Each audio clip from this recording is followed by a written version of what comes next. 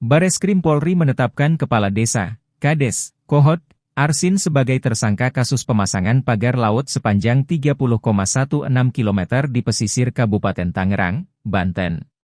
Direktur Tindak Pidana Umum, Dirtipidum, Bareskrim Polri, Brigjen Juhandani Raharjo Puro, menyebut penetapan tersangka terhadap Arsin setelah dilakukan gelar perkara sebelumnya. Selain Arsin, Bareskrim turut menetapkan 3 tersangka lainnya yaitu Sekretaris Desa Kohod berinisial IUK, serta penerima kuasa berinisial SP dan C. Juhandani menuturkan para tersangka diduga melakukan pemalsuan sertifikat hak guna bangunan, SHGB, dan sertifikat hak milik, SHM, dalam kasus pagar laut. Juhandani menuturkan para tersangka diduga secara bersama-sama telah memalsukan sejumlah surat seperti surat tanah girik, surat pernyataan penguasaan fisik bidang tanah, surat pernyataan tidak sengketa, surat keterangan tanah, surat keterangan pernyataan kesaksian, surat kuasa pengurusan permohonan sertifikat dari warga desa Kohod, dan lain-lainnya.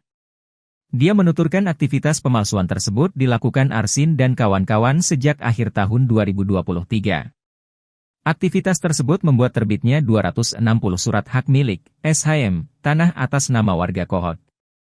Pasca ditetapkan menjadi tersangka, Arsin dan kawan-kawan dicekal sehingga tidak bisa pergi ke luar negeri.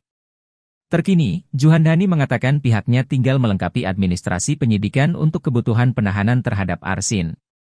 Sebelumnya, kuasa hukum Yunihar berdalih bahwa Arsin menjadi korban dalam sengkarut kasus pagar laut tersebut.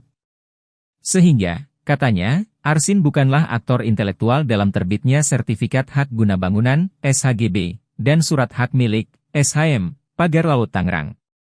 Yunihar berdalih Arsin menjadi korban karena minimnya pengetahuan soal birokrasi sehingga percaya saja terhadap 2 sosok berinisial SP dan C. Ia mengatakan SP dan C adalah pihak ketiga yang datang kepada Arsin pada pertengahan tahun 2022 lalu yang menawarkan jasa peningkatan hak tanah berupa tanah garap milik sejumlah warga menjadi sertifikat. Pada kesempatan yang sama, Arsin pun meminta maaf atas kegaduhan yang terjadi buntut terbangunnya pagar laut sepanjang 30 km di pesisir Tangerang. Download Tribun X sekarang, menghadirkan lokal menjadi Indonesia.